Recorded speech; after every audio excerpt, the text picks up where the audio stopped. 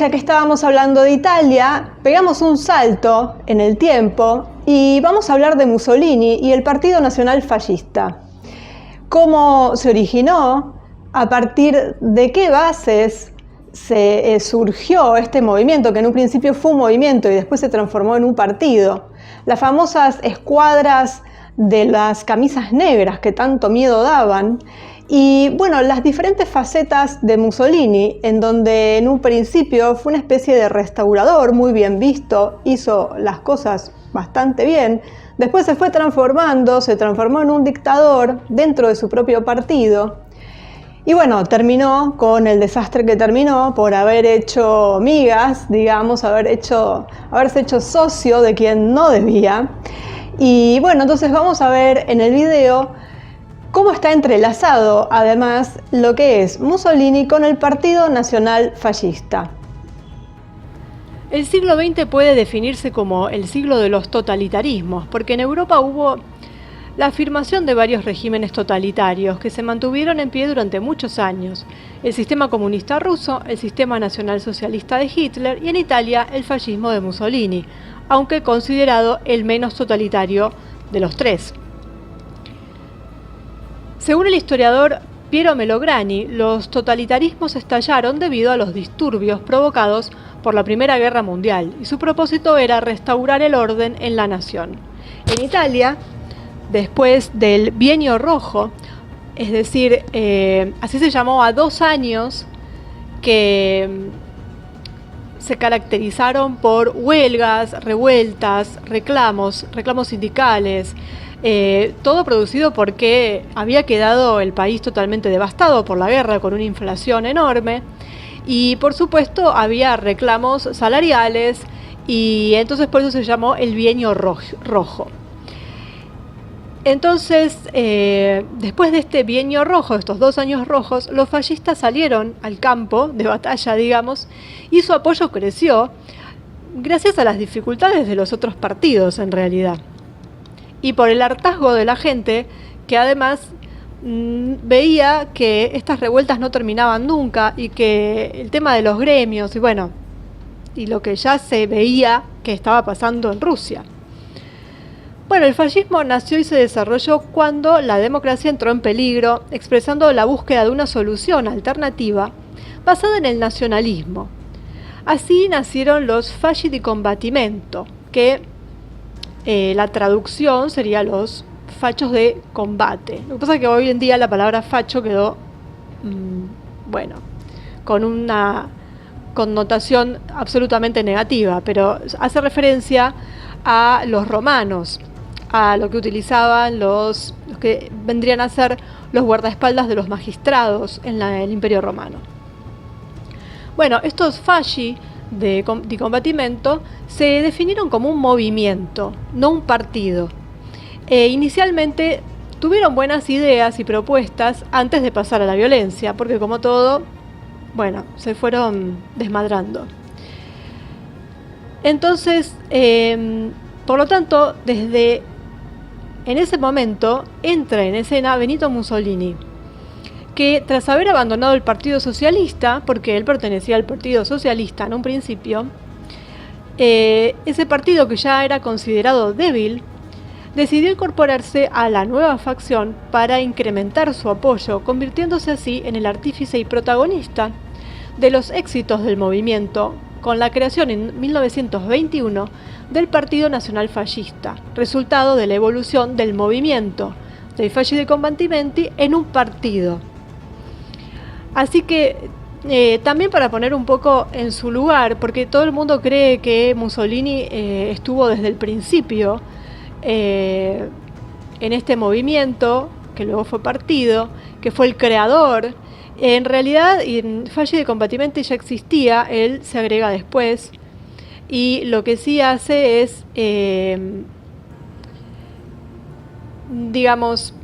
estructurarlo, organizarlo. Sí hace una labor muy importante, por lo cual son casi sinónimos su nombre con el de Fasci di Combattimento, pero ya se había empezado a formar este grupo, sobre todo con líderes locales muy radicales, podría decirse, contra los que él tuvo que pelear, porque eran intransigentes, querían una revolución bastante violenta de entrada, un choque no solo con aquellos que estaban haciendo las revueltas, sino también con las instituciones. Y lo que hizo Mussolini en un principio fue, jugar un poco a dos puntas, para después, una vez que nace el partido, ir sacando de a poco, neutralizando a estos líderes combativos, más violentos, y que después vamos a ver cómo, por eso hay como 3 etapas de Mussolini en su accionar. Estos falli di combattimento son los que se conocen normalmente también como los que integraban los escuadrones de las camisas negras, que por supuesto con esa ropa, y además se sabía que estaban ahí como para poner un poco de orden. La verdad es que metían miedo, y era la idea, ¿no? Al mismo tiempo, en 1921, al mismo tiempo que nace el Partido Nacional Fascista, nace el Partido Comunista Italiano, fundado por Antonio Gramsci. Y la decisión dentro del Frente Comunista, con la fundación de un partido separado, contribuyó al avance fascista, ya que no pudo crear una alternativa a Mussolini. El punto de inflexión en la historia política italiana se produjo cuando el líder fascista ordenó la marcha sobre Roma, con el objetivo de hacer comprender al rey, al parlamento y al pueblo lo fuerte que se había vuelto el fascismo.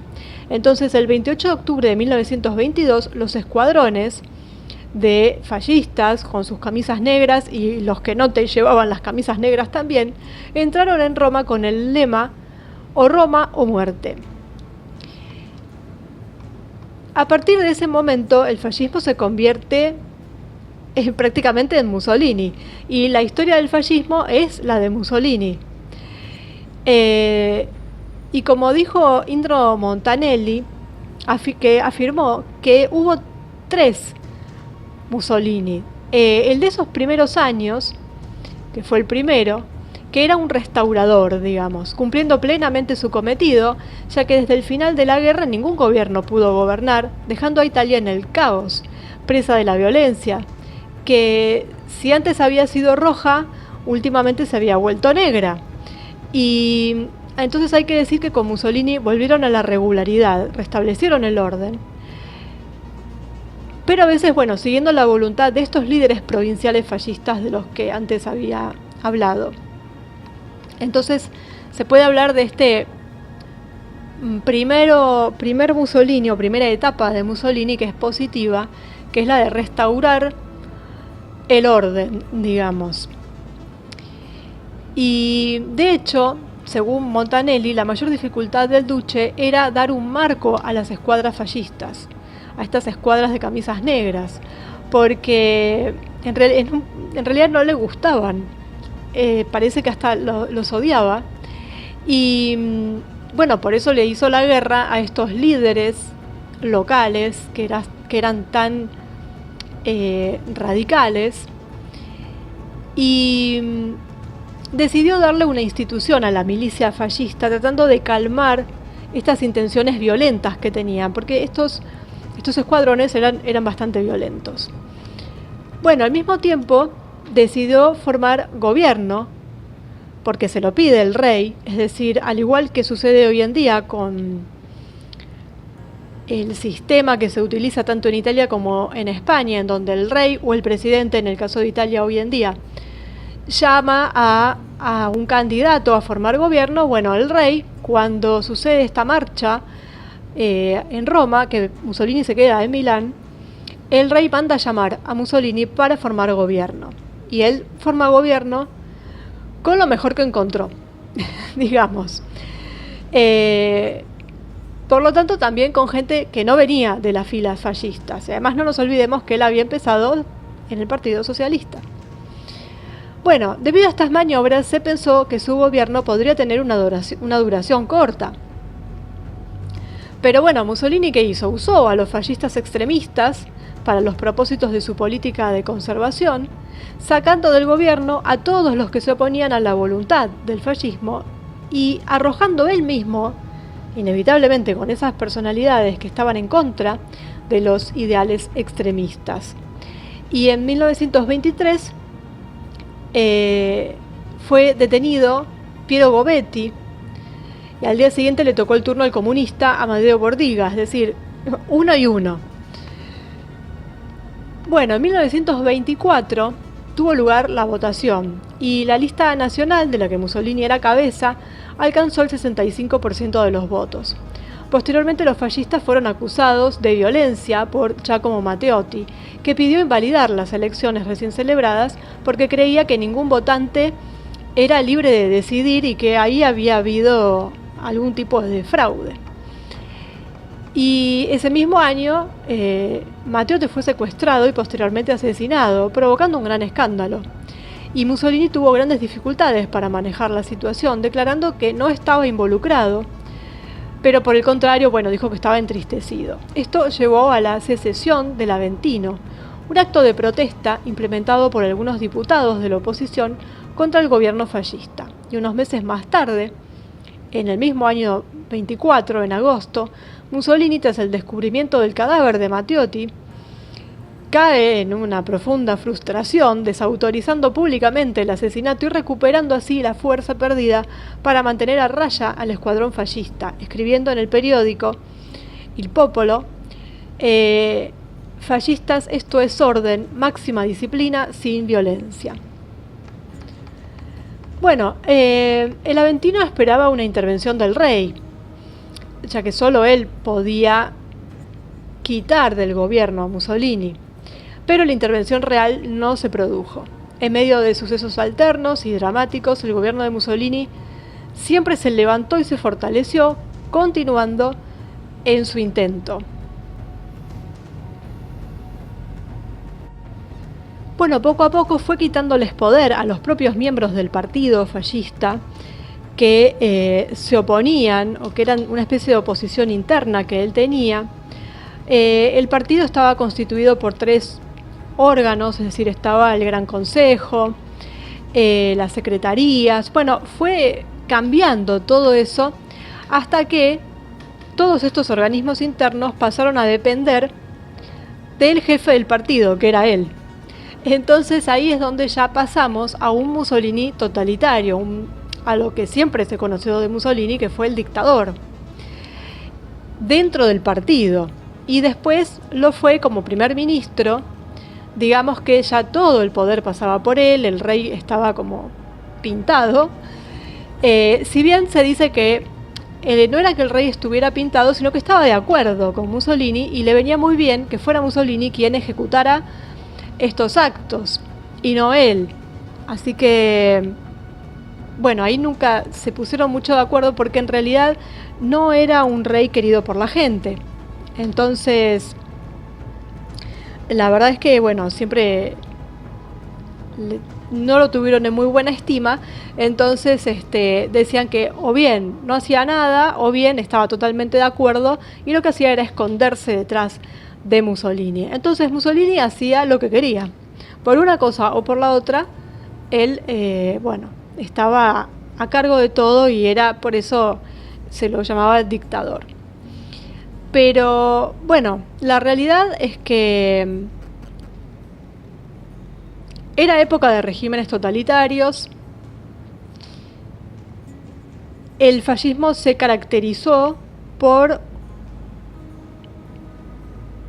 querer imponer el nacionalismo, la división de las fronteras, es decir, esto no estaba de acuerdo con el internacionalismo, que era lo que se llamaba así en ese momento, pero sí el gobierno, el Estado más específicamente, estaba presente en todo momento de la vida de las personas, por ejemplo en la educación. Entonces ahí tenemos lo que siempre vemos con todos los regímenes, que es la manipulación de la educación y el subsiguiente lavado de cabeza de los alumnos. Eso está muy presente dentro de lo que es el movimiento o el partido fascista.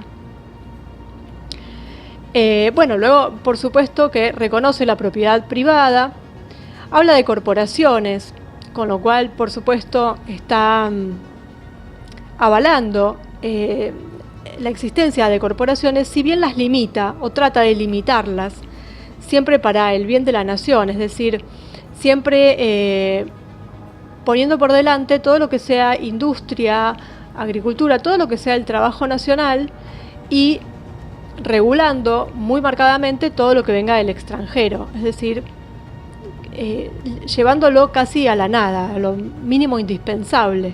Por eso esta historia del nacionalismo.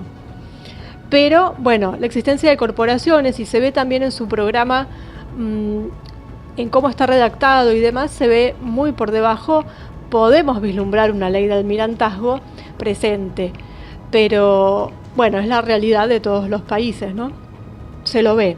Entonces podemos ver eso, una gran propaganda, por supuesto, más adelante, más hacia los años 30, más sobre la guerra, pero sí un gran aparato de propaganda. Todas cosas que caracterizan a los gobiernos totalitarios, que en ese momento eran muy visibles, es decir, hoy podemos identificarlos perfectamente como gobiernos totalitarios. Y más recientemente hay otros tipos de gobiernos que quizás no los podemos reconocer tan fácilmente, pero que son igualmente totalitarios, pero no son tan evidentes. Pero bueno, porque la propaganda sigue existiendo, el lavado de cabeza sigue existiendo, bueno, ni hablar, o sea, ya sabemos muy bien lo que están haciendo hoy en día, pero pasa todo más desapercibido. Así que, bueno, esto es ¿quién fue Mussolini? Que apareció como de la nada, en realidad, y se hizo con el poder sin haber tenido una gran carrera política previa, porque no había ocupado cargos dentro del partido, si bien sí estaba muy comprometido con esto de Fasci di Combattimenti, pero no había sido secretario, no había sido miembro activo, digamos. Arrancó siendo el jefe del partido y el primer ministro. Pero bueno, estas etapas por las que pasó, que en un principio fue bueno porque pudo poner orden en el desastre que había, y luego fue derivando en una especie de dictadura.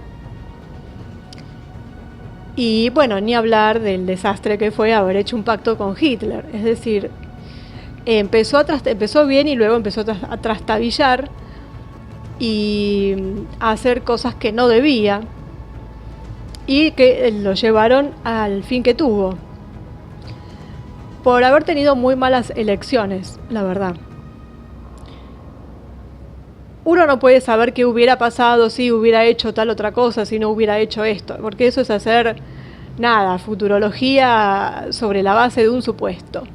Pero es una pena que habiendo empezado bien, digamos, y tratando de incluso tener a raya a los escuadrones de las camisas negras, que eran realmente complicadas, y logrado haber puesto orden y calmar la economía y demás, así de bien como empezó, haya hecho los desastres que hizo más tarde. Si bien, entonces en la balanza es muy difícil de poner sus logros y sus desastres, digamos, porque tuvo de los dos. Y la gente estaba muy contenta con algunas cosas y después ya no tanto con otras. Y al día de hoy todavía hay esta división, porque en ese momento significó un avance, por lo menos, en un principio. Estamos hablando siempre de los años 20. Y mucha construcción de escuelas, se construyeron muchas cosas. Hubo que reconstruir la Italia después de la Primera Guerra Mundial. Así como también hubo que hacerlo en otros países. Pero bueno, como estamos hablando específicamente del partido fascista italiano, que también hay que diferenciar, porque hoy en día se utiliza la palabra fascista para cualquier cosa. Para cualquier cosa que sea contrario a la izquierda ya se es fascista. Bueno, y ahí ya se perdió, como siempre, como con muchas otras palabras, se va perdiendo el verdadero significado. Y bueno, este es un partido que es puramente italiano y de determinada época. Es decir, nació en el año 21 como partido. En esas circunstancias y por esas circunstancias y en ese territorio no hubo el mismo partido en otro lado, porque muchas veces se lo asocia al Partido Nacional Socialista Alemán por haber sido socios, digamos, en la guerra, pero tienen bases diferentes, tienen organigramas diferentes, es decir, se crea todo, se pone todo en la misma bolsa y para bien o para mal son distintos. Y eso no significa que uno sea mejor que el otro, ni peor, ni nada. Son diferentes. Simplemente no mezclar todo y meter todo y decir que los nazis son fascistas ni que los fascistas son nazis. Son dos cosas diferentes. Así que, bueno, son dos países diferentes y son dos realidades diferentes. Si fuera el mismo país, entonces ahí podríamos comparar, pero son países totalmente distintos. Por eso no se puede hacer una comparación o decir que son lo mismo ni nada por el estilo. Bueno, entonces nos quedamos con esto, con una Italia que estaba arrasada por la Primera Guerra Mundial y por todo lo que vimos antes de su unificación, lo que eso significó. Bueno, eso lo vimos en el otro video, así que lo que tenía como panorama era un verdadero desastre. Entonces, le podemos dar la derecha en cuanto a haberla levantado en los años 20 de ese gran desastre de muchas décadas y después pegarles, digamos, por haber hecho pactos, por haber sido totalitario, por llevar a Italia a una guerra sin siquiera estar muy preparada. Y bueno, los desastres que pasaron, que realmente, no podemos saber si lo hizo porque realmente creyó en lo que le dijeron, porque era un poco tonto. El motivo jamás se sabrá, pero bueno, metió la pata hasta el caracú, como se diría por aquí, hasta la médula. Y entonces, claro, siempre se recuerda la parte negativa, generalmente. Muchos recuerdan ambas. En Italia se recuerdan ambas, básicamente, bastante. Así que bueno, una cosa no quita la otra. Así que, bueno, eso fue el Partido Nacional Fascista Italiano, nacido en el año 21. Su líder, Benito Mussolini, y bueno, cómo llegó al poder y más o menos cómo se dividió su etapa, que fueron unos 20 años en el poder, más o menos. En el medio, la Segunda Guerra Mundial. Y esa es la peor parte y lo que más se le puede endilgar, ¿no es cierto?, a Mussolini, haber hecho eso. Y así que bueno, vamos a seguir con esta línea porque viene el tema de las logias, es decir, de la logia de la P2, tan famosa, del Tratado de Letrán con el Vaticano y todo lo que tiene que ver justamente con eso, con el Papa, porque ya que estamos hablando de Italia, hay que mencionar eso también. Y en lo que respecta a su relación con la jerarquía católica, una vez conquistado y consolidado su poder tras la Marcha de Roma en el año 22, se dio cuenta de que para gobernar a los italianos era necesario el apoyo de la Iglesia y en todo caso no entrar en conflicto abierto con la Iglesia.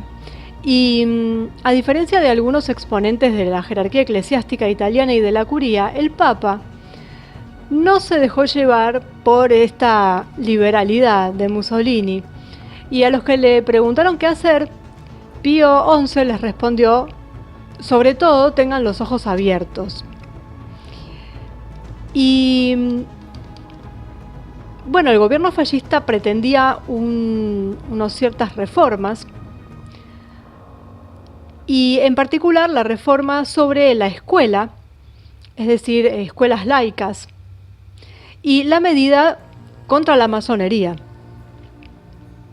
En cuanto a la escuela, bueno, Mussolini había afirmado que la tradición latina e imperial de Roma estaba representada en ese momento por el catolicismo.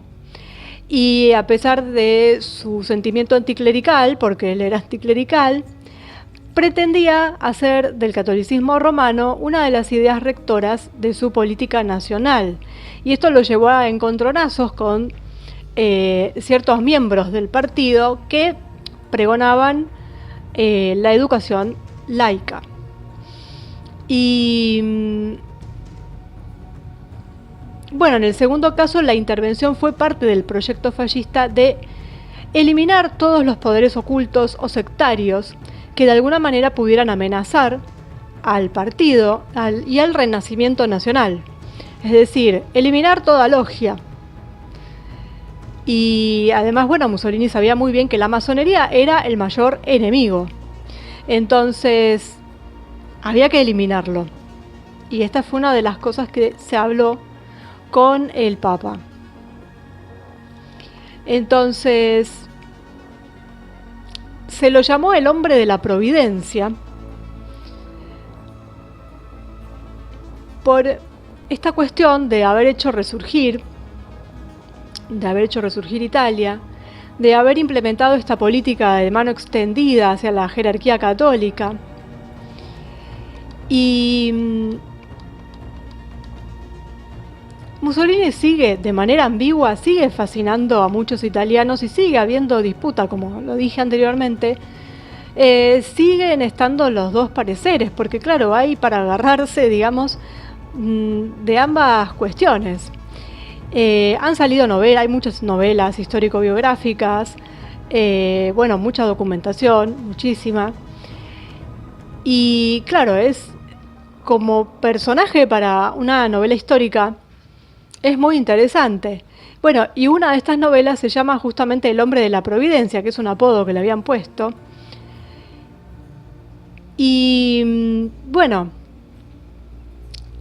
justamente hablando de esto de la jerarquía católica y esto de que Mussolini, bueno, se abrió a tener un diálogo, digamos, porque Italia era un país esencialmente católico, entonces no iba a poder gobernar desde el anticlericalismo.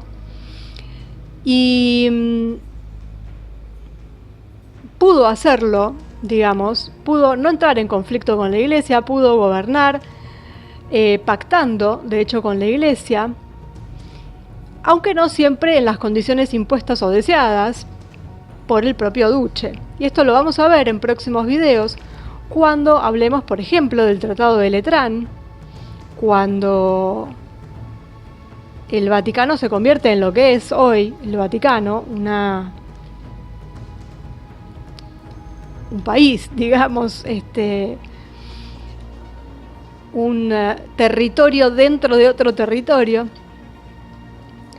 con el tema de las logias, la Pi Due, que es la más famosa, que tiene, bueno, relaciones con el Vaticano también.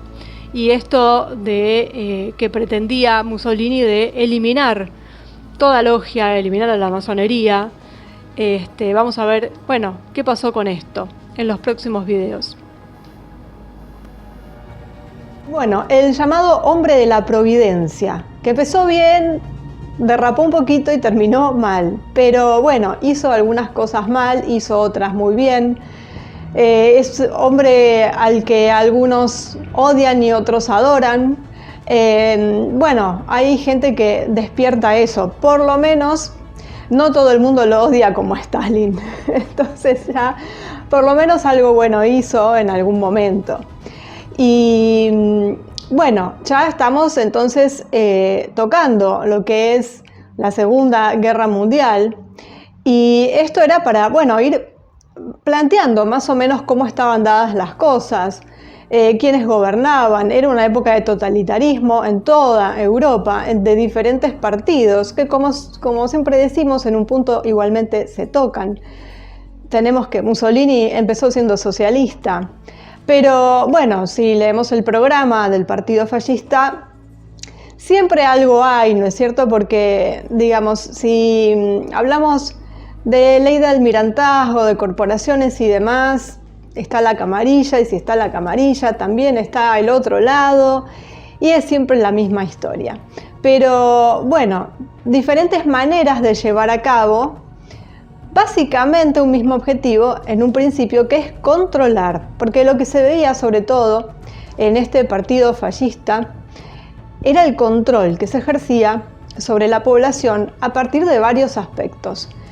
No estamos hablando de masacres al estilo Stalin ni nada por el estilo, gracias a Dios. La masacre ocurrió durante la guerra.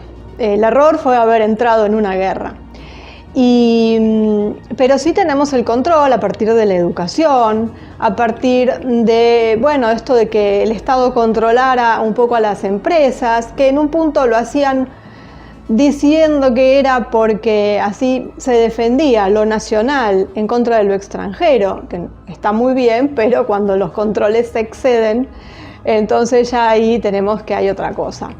Pero bueno, esto fue lo que se llamó, lo que el Papa llamó el hombre de la providencia, Mussolini, y el Partido Nacional Fascista, que como veremos es único, para bien o para mal, y no hay que mezclarlo con otros partidos de otros países.